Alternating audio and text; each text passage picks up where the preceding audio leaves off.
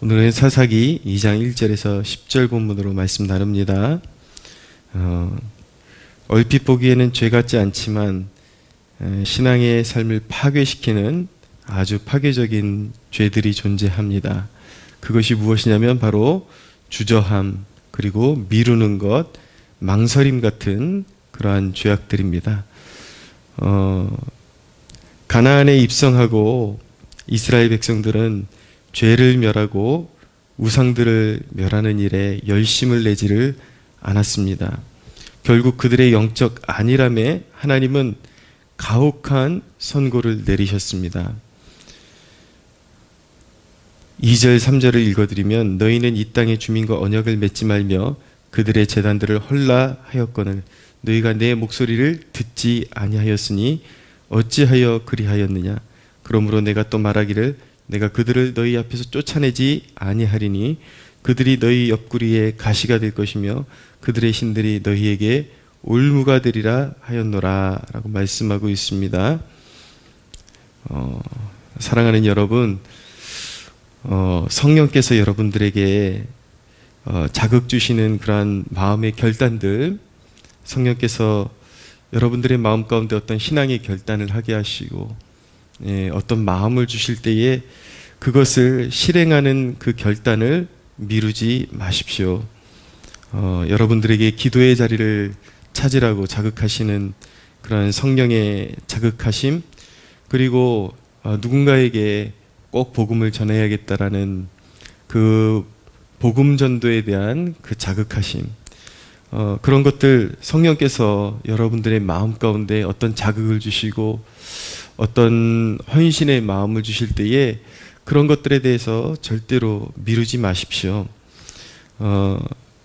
그런 것들을 미루는 것들이 자연스러운 것 같고 그리고 죄가 아닌 것 같지만 결국은 그러한 것들이 하나둘씩 쌓이고 시간이 지나면서 여러분들의 삶을 파괴하고 신앙의 삶을 파괴하는, 그리고 성령을 소멸하는 그러한 죄악이 되는 것입니다.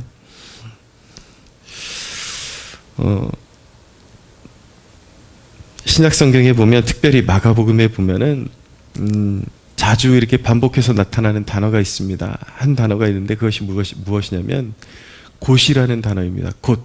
예수님께서 뭐라고 말씀하셨을 때에 사람들의 반응이, 믿음을 가진 사람들의 반응이 어땠냐면 곧 이러이러하게 행했더라, 곧 이러이러하게 행했더라. 그것은 바로 주님의 은총을 입은 자들이 마땅히 주님 앞에 보여야 할 반응이 어떤 것인지를 보여주는 그런 대목이라고 말씀드릴 수가 있습니다. 그리스도인은 거룩한 결단을 미루지 말아야 합니다.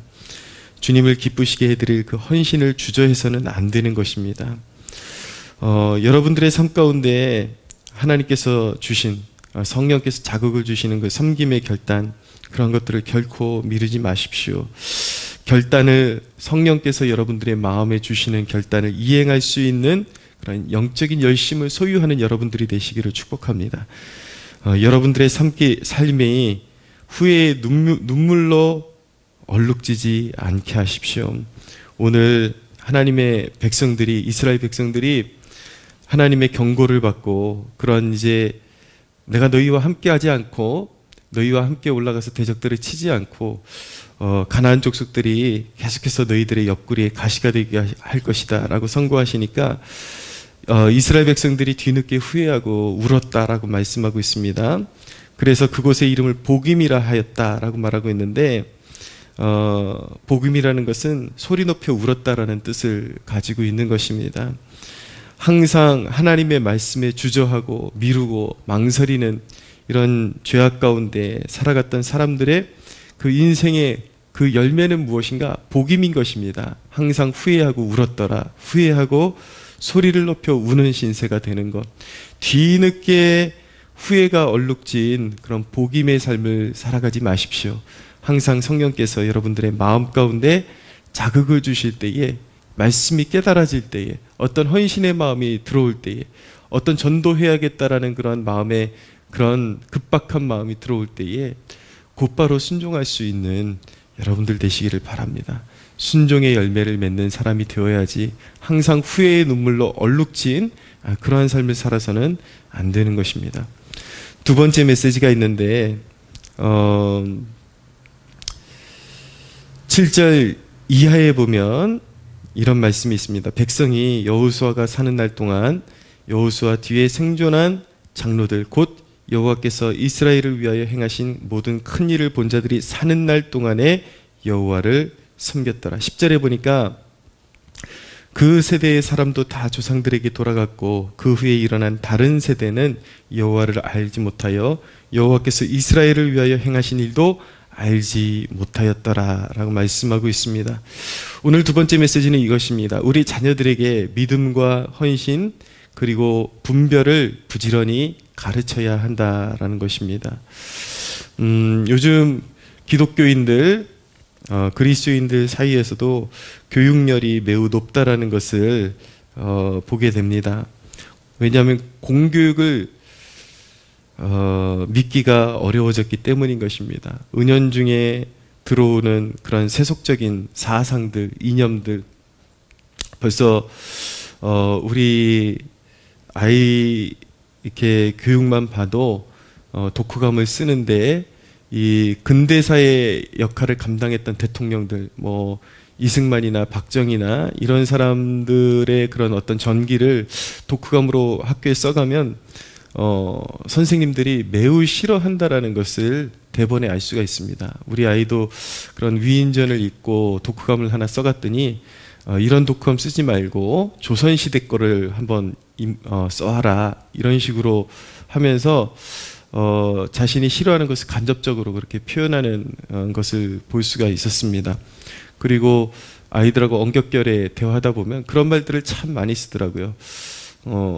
그것은 남녀 차별이에요 라는 그런 말을 쓰는데 물론 차별은 나쁜 것이죠. 근데 그 뉘앙스가 벌써 어떤 페미니즘에 근거해서 하나님께서 분명히 남자와 여자를 각자의 역할에 맞게 그렇게 지으셨고 그 창조의 섭리에 따라서 남자의 역할이 주어져 있고 또 여자의 역할이 주어져 있을 수 있는 거죠. 근데 그런 부분에 있어서까지 어떤 차별이라는 단어를 쓰는 것을 보면은 우리 아이들이 어떤 이념에 노출되어 있다라는 것을 쉽게 간파할 수가 있습니다. 그래서 이제 저희 가정 같은 경우는 학교에서 뭘 배웠는지 좀 가끔씩 주기적으로 체크를 하고 이것은 성경적인 원리로 맞지 않다. 하나님 나라의 원리는 이런 것이다. 이렇게 그때그때 바로잡아 주려는 그런 노력을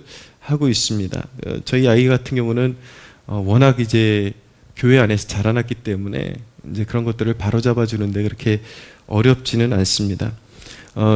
교육의 상태, 그 상황이 지금 현 주소가 이렇기 때문에 당연히 그리스도인으로서 자녀 교육에 대한 고민을 할 수밖에 없는 것이죠. 그러니까 주위에 그런 어떤 동료 목회자분들 그런 자녀들 교육하는 것을 보면 이제 대안학교를 많이 생각하고 있다라는 것을 알게 됩니다. 제가 지금 말씀드리고 싶은 것은 그냥 일반 공교육에서 아이들을 가르쳐야 된다 아니면 대안학교를 보내야 된다 거기에 방점을 두려고 하는 것은 아닙니다. 왜냐하면 거기에는 사실은 답은 없기 때문인 것입니다. 어떤 가치관을 두고 필요에 따라서 결정할 수 있는 문제인 것이죠. 저도 지금은 그냥 일반 공교육을 계속해서 이렇게 아이에게 제공하고 있지만 또 언제 또 대안학교를 생각해 볼지 저도 알 수가 없습니다. 그때의 필요에 따라서 그것은 달라질 수 있는 것이지만 제가 말씀드리고 싶은 것은 일반 학교에 다니느냐 그리고 어떤 대안학교에 다니느냐 그것이 그 사람의 본질을 변화시킬 수는 없다라는 것은 분명하다라는 것을 말씀드리고 싶습니다. 영혼의 거듭남이 없이 어떤 학교의 그런 교육 환경만 바꾸어 준다고 해서 그 사람의 속사람에 어떤 영향을 줄 수 있는 것은 아니다라는 것입니다. 소위 우리가 신앙적 가치관을 이렇게 심어주는 것을 또 다른 말로 우리가 보수적 가치관을 심어준다라고 그렇게 말을 하지만 물론 어떤 그런 대안학교를 통해서 아이에게 좋은 보수적인 그런 가치관을 가르쳐 줄 수는 있을 거예요. 뭐 동성애를 반대한다든지, 이게 가장 사회적인 이슈 아닙니까? 근데 문제는 무엇이냐면 그 영혼의 터치가 없이, 속사람의 변화가 없이는 그런 어떤 보수적인 가치, 그런 동성애를 반대하고 이런 것에는 동조할 수 있고 그런 목소리를 낼 수는 있지만, 그것이 옳다라고 말할 수는 있지만, 그가 선택하고 결정하고 행동하고 그리고 그의 생각 속에서 우러나오는 그 모든 것들이 진짜 하나님의 백성들의 가치관이냐, 결코 그렇지 않다라는 것을 발견하게 됩니다. 왜냐하면 속사람이 변하지 않았기 때문에 어떤 세상의 흐름에 대한 가치관은 보수적인 가치관을 알고 있고 주장할 수는 있지만, 살아가는 모습은 세속적인 사람들 그대로, 그냥 말 그대로 육신의 삶에 속한 것들을 선택하고 그렇게 살아간다라는 것을 알게 되는 것이죠. 결국 저는 어떤 교육을 받느냐를 떠나서 어차피 어떤 교육을 받든지 간에 세상의 물결이 쓰나미와 같이 몰려드는 세상의 한복판에 우리 자녀들이 살아야 되기 때문에, 저는 가장 중요한 것이 공교육보다 더 중요한 것이 가정교육이라고 생각을 합니다. 신앙교육, 철저한 신앙교육이, 가정에서 이루어지는 신앙교육이 훨씬 더 중요하고, 세상에서 밀려오는 그런 탕류, 그런 영적인 오염물에서 우리 자녀들을 보호할 수 있는 유일한 대안이라고 그렇게 생각을 합니다. 어떤 교육 환경에 보내든지 가정에서 그런 교육이 수반되지 않고 밑받침이 되지 않으면 우리 아이들이 영적으로 하나님 앞에 바로 서는 것은 거의 불가능하다라고 보아야 되는 것입니다. 공교육으로 할 수 없는 일을 가정에서 해 주어야 하는 것입니다. 틈틈이 영혼을 체크해주고 하나님의 말씀을 가르쳐야 하는 것입니다. 영혼을 체크한다라는 것은 이 아이에게, 우리 자녀들에게 진정한 복음이 심겨졌는가, 그리고 거듭남과 회심의 증거들이 있는가에 대해서 계속해서 두드려주고 체크를 해주고, 거듭남이 무엇인지, 진정으로 그리스도와 동행하는 삶이 무엇인지에 대해서 틈틈이 체크를 해주고 아이가 어떤 결단의 문턱 앞에 설 수 있도록 그렇게 인도를 해주는 것을 말하는 것입니다. 그리고 성경의 원리를, 성경 말씀을, 성경의 그냥 단순한 원리가 아니라 성경 말씀을 그대로 노출시켜서 우리 자녀들에게 계속해서 심어주는 그러한 이제 역할을 우리 가정에서 해 주어야 하는 것입니다. 그런데 이 일을 어찌하면 좋습니까? 이 세대가 예배조차도 하나님 앞에 제대로 드지 않고 있는데 어떻게 우리 다음 세대, 우리 자녀들에게 올바른 성경의 가치관을 가르칠 수가 있겠습니까? 이 세대에게 무엇을 바랄 수 있을까요? 이 세대의 운명은, 남은 그런 결말은 오늘 본문에 나타나는 이스라엘 백성들과 같이 복임의 그런 인생이 되지는 않을까요? 늘 후회로 점철되고 늘 통곡하고 하나님 앞에 우는 그런 신세가 되지 않을까? 만약에 이 세대가 이런 영적인 모습을 그대로 고집하고 가면 백발백중으로 그런 인생으로 치달을 수밖에 없는 것입니다. 여러분, 지금 현재 우리 자녀들을 길러내는 것은 우리의 미래를 심는 것과 같습니다. 이 민족의 미래를 심는 것과 같습니다. 지금 잘 가르쳐 놓은 아이들이 지금으로부터 20년, 30년 후에 이 시대를 주도하는 그러한 인물들이 반드시 될 것입니다. 그렇기 때문에 시대가 어두울수록 한 사람이라도 잘 가르쳐 놓는 것, 그 한 사람이 시대의 소망이 될 수 있다는 것을 우리가 알아야 되는 것입니다. 사랑하는 성도 여러분, 여러분의 가정에 예수 그리스도의 보혈의 강물이 흐르는 가정이 되기를 원합니다.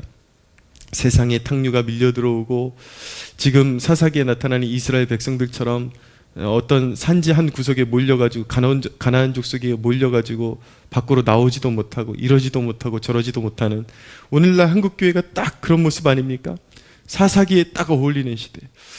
그러나 정말 자신들의 그런 영적인 부끄러움조차도 깨닫지 못하고 끝까지 잘났다라고 그렇게 우기는 그런 악한 세대. 우리 그리스도인들이 오늘 하나님의 성령의 그런 책망을 받고 깨어나는 축복이 있었으면 좋겠습니다. 우리 자녀들을 그저 그냥 우리 자녀들 정말 잘 배웠다. 예, 그것이 우리의 자랑이 아니라 정말 잘 배워야 합니다. 정말 잘 가르쳐야 합니다. 단순히 세상적으로 학벌 좋은 그런 자녀들이 아니라 가정에서부터 하나님의 말씀으로 길러진 아이들, 정말 영적인 다니엘이 일어나야겠고, 그리고 여호수아가 일어나야 할 것입니다. 그렇기 때문에 시대적인 사명을 가지고 우리 자녀들에게 더욱더 하나님의 말씀을 잘 가르쳐 나가는 거룩한 세대로 새롭게 빚어지는 축복이 저와 여러분들의 가정에 있기를 예수님의 이름으로 축복합니다.